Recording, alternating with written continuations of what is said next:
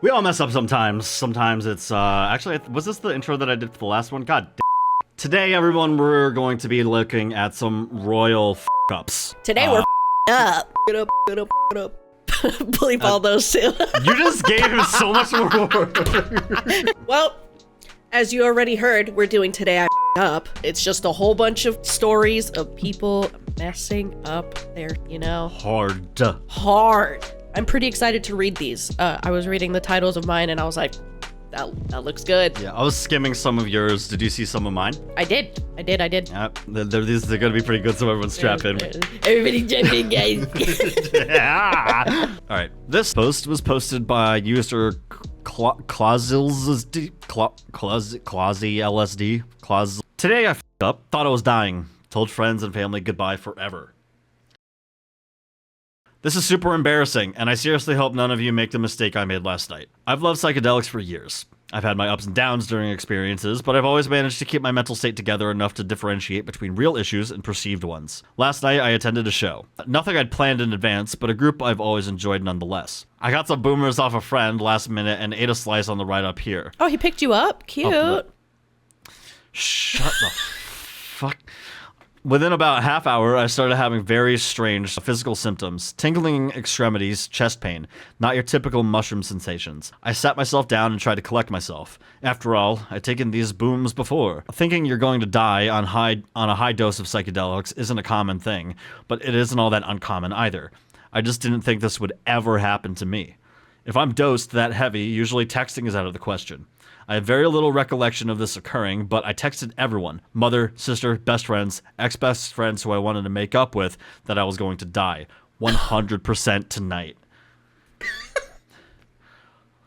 I texted ex-girlfriends who I never really think about anymore. Wonderfully abstract poetry saying goodnight and goodbye, essentially. I'm not at all sure why I had the symptoms I had, but apparently they didn't manifest any further. I didn't come back to myself enough to realize what I'd done until the car ride back. Now self-pity and embarrassment beyond anything I know. The only good I see from it is that I actually ended up saying some things to people that I only think I would have said if I had honestly thought that was my last sentence to them. Friends, and I guess there's something to be said about that. That is... Holy shit. That is so fucking funny. That is wild, dude. Okay,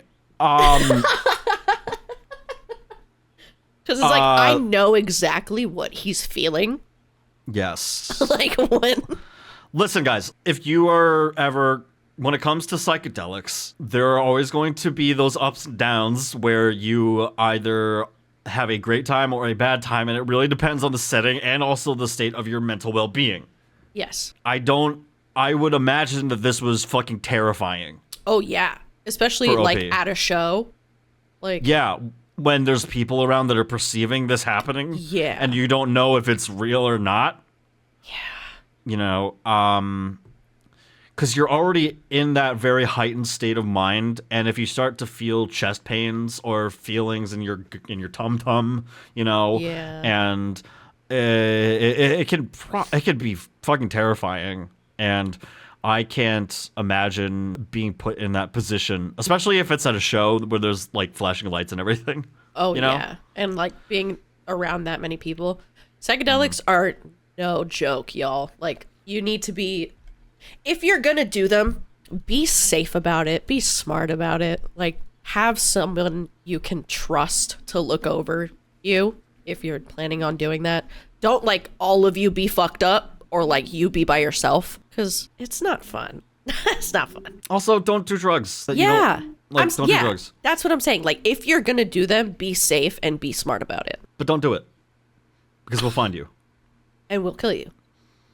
The drugs won't kill you. We will. Oh my God. You're gonna wish the drugs killed you. Oh my God. All right. So your next one, huh? All right. So this one really caught my eye.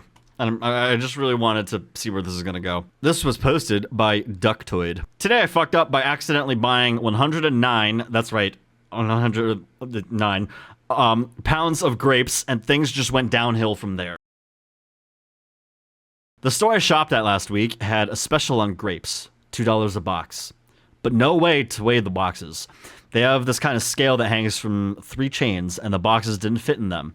So I got 4 boxes of grapes, large boxes. I wanted them to make a batch of wine. For $8, it was a steal. So the first thing I did after leaving the store was get the shopping cart stuck in a rut in the parking lot, and I couldn't pull it back out. A stranger helped me get it out. Then I got home and was able to weigh them. A 5-gallon batch of wine uses 50 to 80 pounds of grapes. I had 109 pounds. Oops.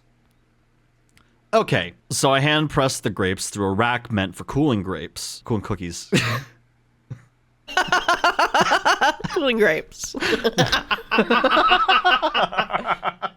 Okay, so I hand pressed the grapes through a rack meant for cooling cookies. 3 hours later, I have enough mash to fill my 5-gallon fermentation bucket. And there are still more than half the grapes in my fridge. I decided to embrace the FU. The...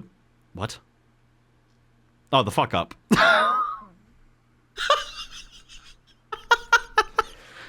Did y'all know that the FU was John Cena's finishing move back in the day? I decided to embrace the fuck you and made jam with one of the cases. I was at least happy to have a reason to use that no/low sugar pectin I bought a few years ago. 4 hours later, I got 22 pints of jam. 2 quarts didn't fit in the canner. I just tossed them in the fridge with screw-on lids, but the rest is all set for the pantry. But none of it actually jellied. The directions said it might take a few hours or overnight to get thick, but nope. The pectin must have been too old. 2018. I'm going to have to unseal all the jars and recook it with sugar and can it again. And I still got like 30 pounds of grapes in the fridge. Well, make more, dummy! Just keep making.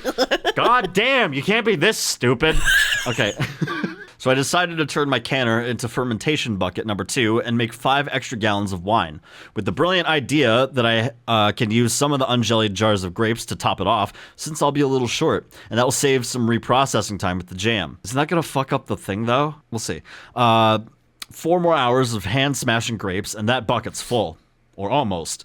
I do have to top it off with a liquid non-jam jam. That's fun. Non-jam jam. Non-jam jam. Say it. Non-jam jam? Say it. Say it. Say it out loud.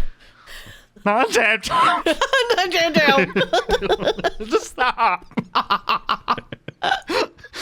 I figure I'll start with the 2 quarts from the fridge that never got sealed. I grabbed them from the basement. What the fuck? They aren't liquid. They're full on jelly now. The fucker's jellied up in the fridge. So now I realize I can't use them. I can't use any of the others that are still liquid at room temp because I can't have my wine jellying up. Whoa. Gelling? Because I can't have my wine gelling up if I refrigerate it. Did I say jellying the entire time? And you just decided to stop me now? And you said jellied for gelled. It's okay. You're in it. Okay. Somewhere in there, I realized the store gave me a senior discount for being over 60, which I didn't ask for. I'm not even 60. And it's not... I'm not even 60. And it's not as a store loyalty card where they'd have my birthday on file. The cashier was just like, yeah, this one's obviously over 60. Don't need to card her. I've been 60 for like 2 weeks. Damn. That was especially demoralizing because I'd just been trying on dresses from my closet to see if they still fit for an event I'm going to this Wednesday. And I was feeling smug because they did fit. And I was thinking that I look good in them. You probably do look good in them. This dude's just being an ass. I was specifically thinking I don't look anywhere near 60. Pfft, wrong about that. I look old. Oh. And I got a call from the event today asking where I was. I wrote down the date wrong. The event was yesterday and I missed it. Damn. Maybe you are old. So maybe you are old. You make jam, you make wine, and you miss events. You might be old, but it's okay. I miss events too. I am old. I'm turning 29 this year. Everyone just got 27. super upset.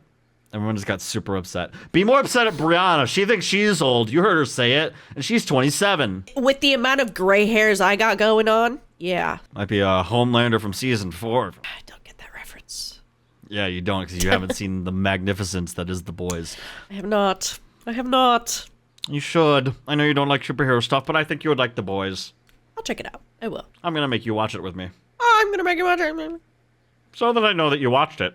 Because how will I know that you've watched According it? to my calculations. According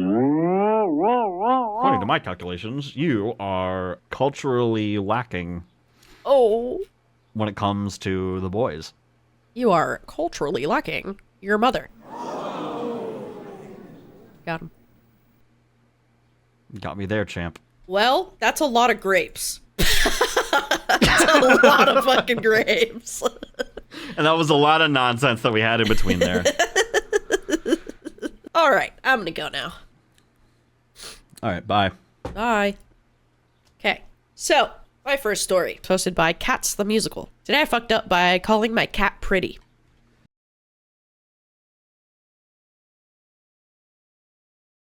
Oh, I where's Shadow? She is behind me sleeping. Okay. I, 26 male, have a cat. Susan, 7 female. She is the absolute love of my life. I've had her for 5 years. We had an immediate bond. She's been with me through thick and thin. I may be biased, but she's also a very pretty cat. She's a brown and orange calico with a white belly and legs, and she has a very pretty face. I compliment her all the time because I love her so much, and I want her to know how much I love her, even if she can't understand English. He gets it. He gets it. My girlfriend, 25 female, who I will call Liz, and I have been together for about 2 months now.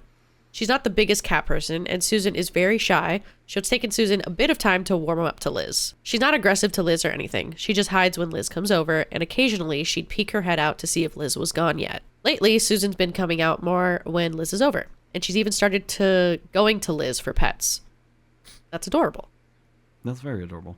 Now, whenever Susan comes out when Liz is around, I do turn my attention to Susan so that she has a positive association with Liz. Smart. I'll stop and pet her if she's close enough, or just say, "Hi, pretty girl," when she peeks her head out. That's not to say I don't give Liz ample attention when we're together.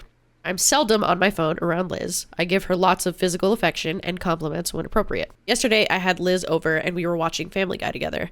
We were cuddling and just zoned out on the couch together when Susan came out and climbed in my lap.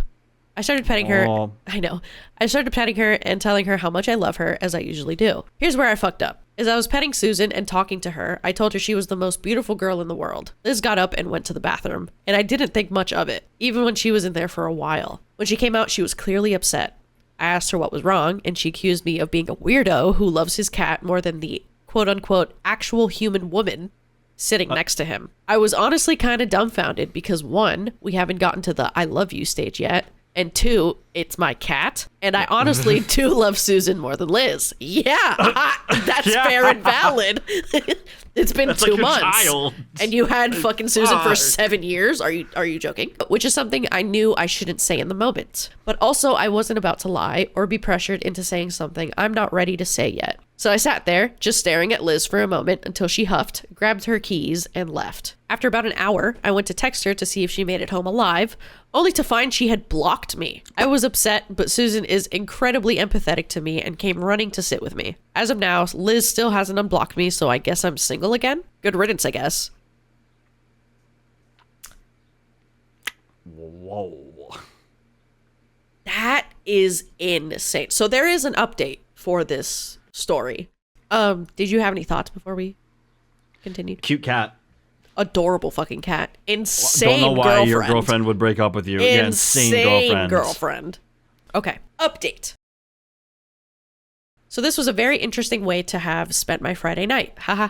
As a recap, I called my cat Susan, the most beautiful girl in the world, in front of my girlfriend Liz. Liz got upset and left and blocked me on everything. For those interested, there's a picture of Susan on my page. Adorable fucking cat. You saw it.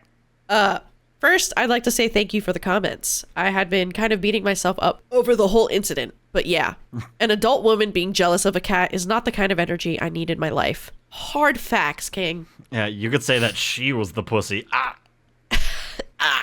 Jesus. Also, I just gotta say I did get a good laugh out of some of the comments.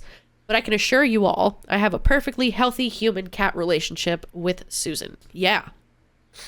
I spent the day just kind of going about my life. Around 10, I got a text from none other than Liz herself. She asked if she could come over and talk to me. For a tiny bit of additional backstory / context, I am bisexual and polyamorous. These are both things about myself that I am very upfront about, especially with people I'm romantically interested in. When Liz and I met, we bonded over our appreciation of shitty cartoons. She expressed interest first, and I told her my deal. I knew she was bi since we met. And when we sat down to have the conversation that started our relationship, she told me she was in an open relationship with her last partner and was down to do it again, which in retrospect, I feel I should have been more cautious about. But what can I say? When you see someone through rose-colored glasses, the red flags just look like flags. Back to tonight, though. I was torn on having Liz over because a big part of me is just done. But on the other hand, she is someone I care about. So I gave her the okay to come by for a talk. When she came in, I could tell she was really upset. So I had her sit down and I got her some water. I don't want to share too much of what she told me, but there was more to her jealousy of my cat than I originally thought. She opened up about her ex. He was the one who initiated being open. He found another girl to date. He started spending more time with this other girl. And whenever he was around Liz, he'd either be texting her or talking about how great she was. Oh. Yikes. He ended up leaving Liz for this other girl. Liz also said she wants to keep dating me, but she doesn't want to be polyamorous. I will say, I did feel a bit of guilt hearing this, because had I known, I would have dialed back the verbal love of Susan in front of Liz a little bit. Although I do love Susan more, Susan is indeed a cat. Cats don't understand language the way humans do, so I'm sure words of affirmation are low on her list of love languages. Meanwhile... And it's also not, it's not like she's dating her cat, you know? What? Oh, I was just like contributing to like the girlfriend was overreacting and about the cat, because it's not like she's it's like, yeah, she might be polyamorous, but she's not dating her cat. Who's she? OP. He. I thought they were. Oh my god. Nope. He. Okay. Cancel me now. Meanwhile, Liz is a human who can understand language, and words of affirmation mean a lot to her. But the situation with Susan and the conversation with Liz opened my eyes to the fact that we're not compatible. I've tried monogamous relationships a few times, and a majority of them, meaning 2 out of 3, ended because I'm just not wired for that. I have not and will never cheat on someone I'm dating. I want to make that perfectly clear. So I told Liz that, although I care about her and wish her nothing but the best, I can't be what she needs. She cried, but she said she understood. We had popsicles. I know from experience that having something cold and sweet can be extremely helpful when having big emotions. I did end up telling her about my original post on here, and I let her read it. I was scared to do that because I know it didn't paint her in the best light, but she actually laughed and confessed that she felt a little unhinged at being jealous of a cat. I also asked her if I could make an update, and she said it was okay. Our conversation was a lot more in-depth than what I shared. Seriously, if there's a villain in this story, it's her ex-boyfriend. And she asked that I not share a good majority of that. She gathered a few random things she had at my place, and then she left. As for Susan, she spent the entire night nestled between us. Liz was petting her a lot too. I feel this is probably the best way this situation could have ended. I don't know if Liz is going to remain a part of my life in any significant capacity, but I truly hope she does well and is able to heal. I'm going to text her best friend tomorrow and ask them to check in on her. This guy seems like... What? You want to know what the funniest part about this whole thing is? What? The cat just gets away with it no matter what. It's just like the cat's just like, yeah, the cat's vibing. Not one thought in that head. Just give me pets. Give me food. Yep. Yeah, has no idea what's going on. Yep. This guy seems like a very wholesome dude who is very well put together dude. Yeah, and very good at communicating and is very comfortable in themselves. And yeah, he just seems like a very wholesome dude. And a cat lover. Ally. Yeah, no.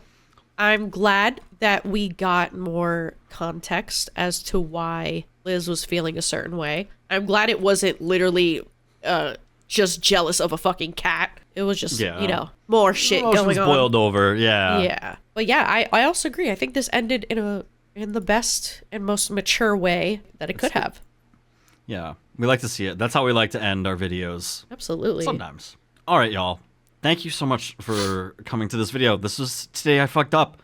Let us know if you want more of these, because it's a lot of fun to read about people's mess ups and just seeing how people can screw up their day or their lives. You know, it's a very big spectrum that we can go along here. And when you hear that, there's a train. It's going. Choo choo. Choo choo. If you guys are interested in binging all of the other Reddit story videos that we have, there's going to be a playlist that's at the end of the video that has every single video that we've done in that bitch. So go check that out. And if you guys want, you can follow our all of our links are downstairs. All of our links are downstairs, guys.